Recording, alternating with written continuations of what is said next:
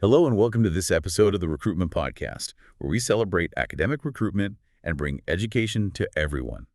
Today we're diving deep into something pretty crucial for all of us in HR. We're looking at how faculty roles and leadership are evolving in higher ed and what it all means for attracting top talent.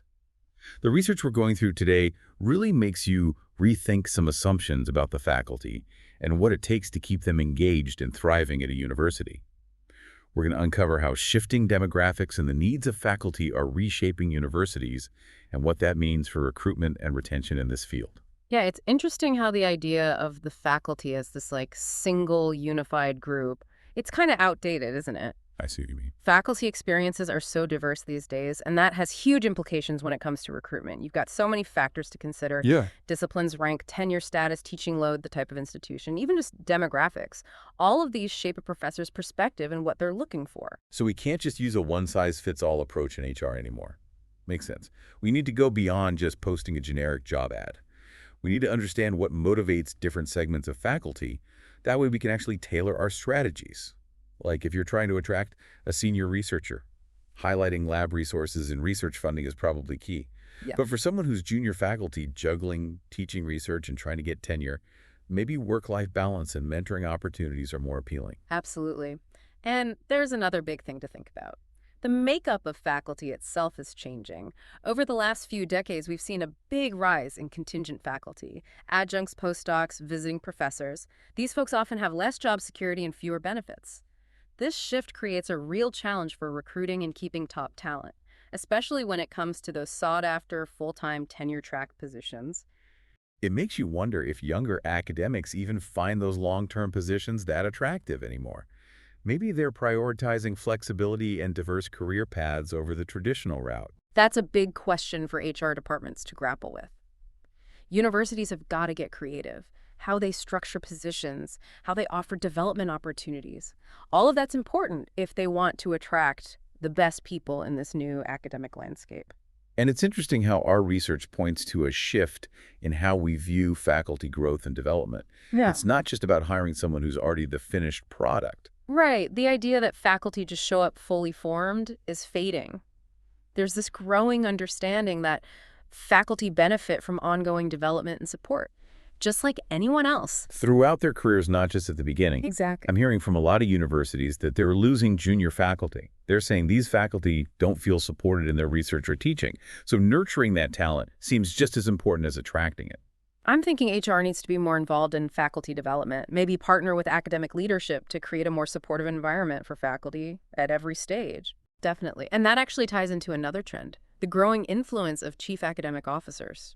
You're seeing this rise of what some people call vice provosts for giving a damn. These leaders prioritize faculty success, and their approach is changing how universities offer support and development. Sounds like they're bridging the gap between administrators and faculty, building a shared purpose, a real investment in faculty well-being. Exactly. And in this kind of environment, this idea of sustainable leadership becomes super important. It's about collaborative leadership, using feedback from across the institution, even being willing to admit weaknesses. This approach builds trust and encourages growth, which are good for both faculty and the university as a whole. I mean, we usually associate this with academic departments, but transparency and a positive work culture, those are vital within HR too. Yeah. Our own HR teams need to be supportive and open, and that can have a ripple effect across the university. I totally agree. HR can really set the standard, showing the values and behaviors we want to see everywhere. And this leads to a bigger point about investing in faculty leadership.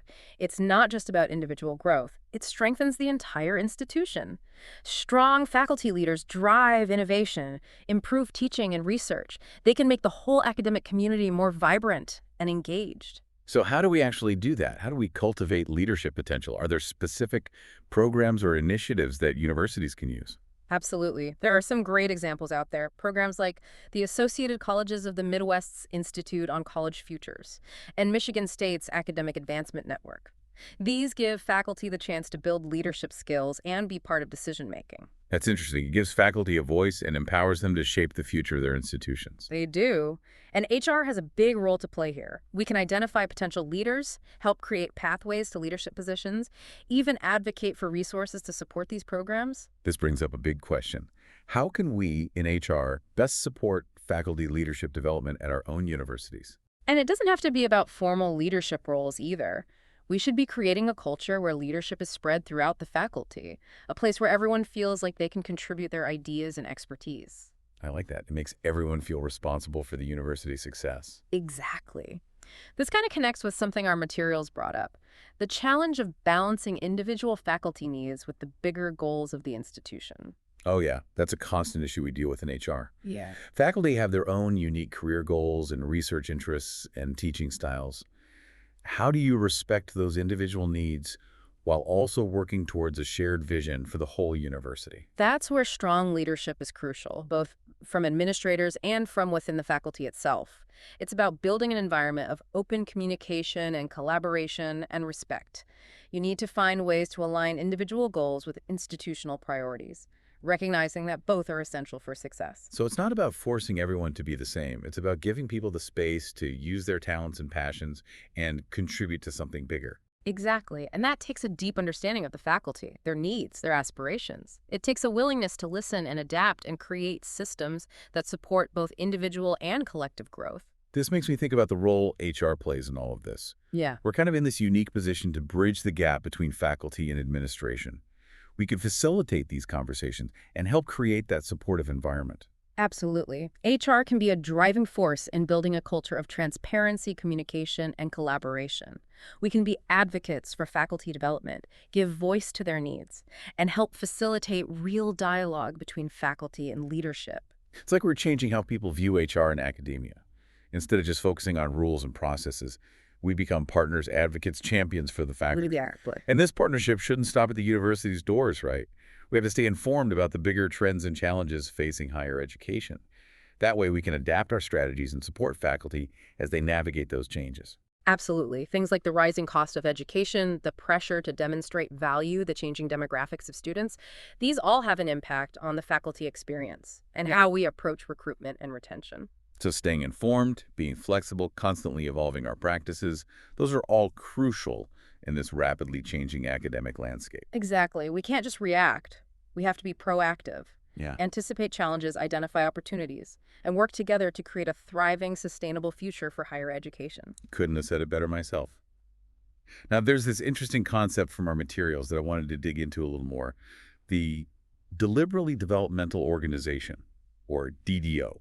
Yes, this idea really stood out to me. It suggests that institutions can create a culture that promotes growth and development for everyone. Faculty, staff, administrators, everyone. So it's not just about individual development. It's about creating a whole system where learning and growth are encouraged and supported. Precisely. It means being vulnerable, admitting weaknesses, creating a safe space for people to take risks and learn from mistakes. That might be a tough sell in academia, don't you think?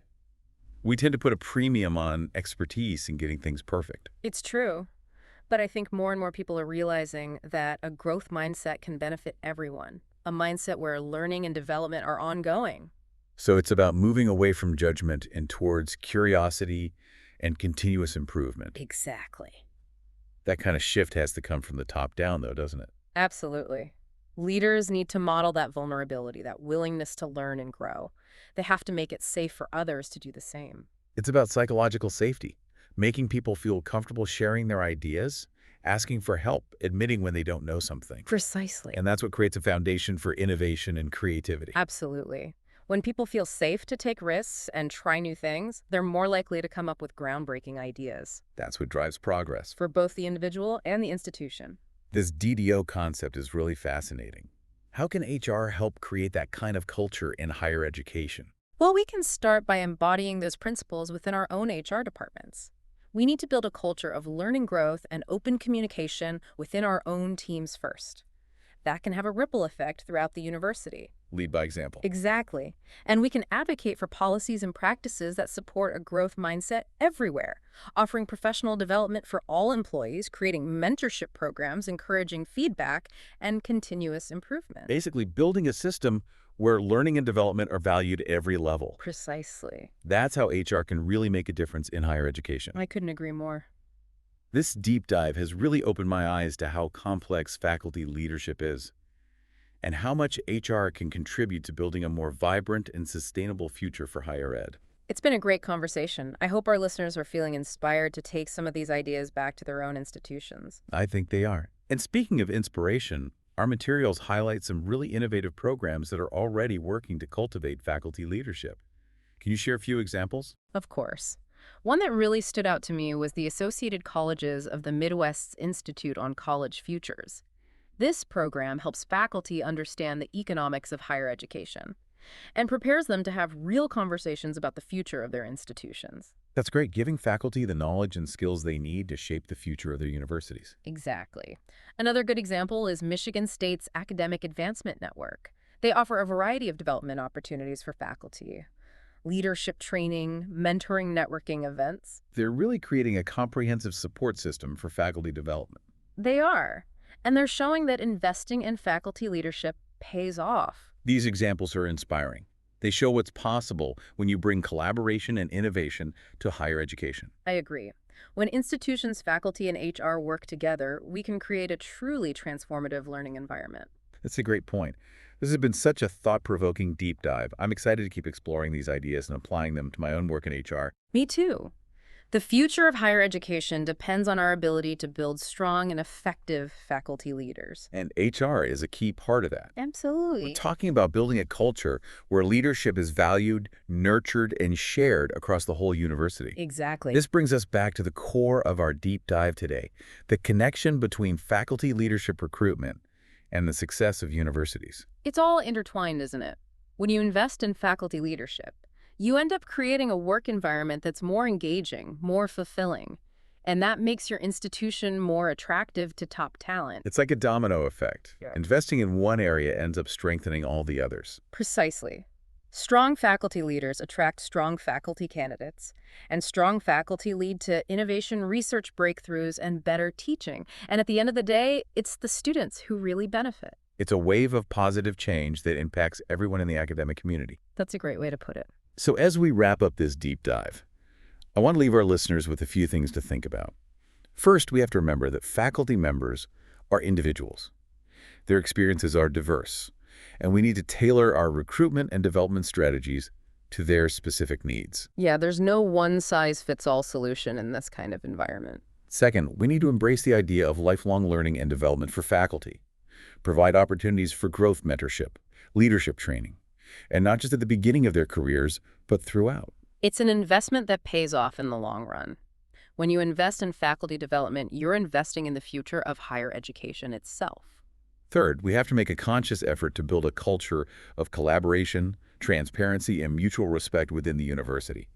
Create an environment where faculty feel valued and supported, an environment where they feel empowered to share their ideas and expertise. We need to move beyond the idea of leadership as just a title. It's a set of practices that we can all encourage and nurture. And lastly, never underestimate the role that HR plays in shaping the future of higher education. We can be advocates for faculty. We can help build a thriving academic community. We can be a force for positive change. We have the power to make a real difference. This deep dive has been incredibly insightful. I really appreciate you taking the time to share your expertise with us today. It's been my pleasure. And to our listeners, thank you for joining us on this journey exploring faculty leadership and recruitment.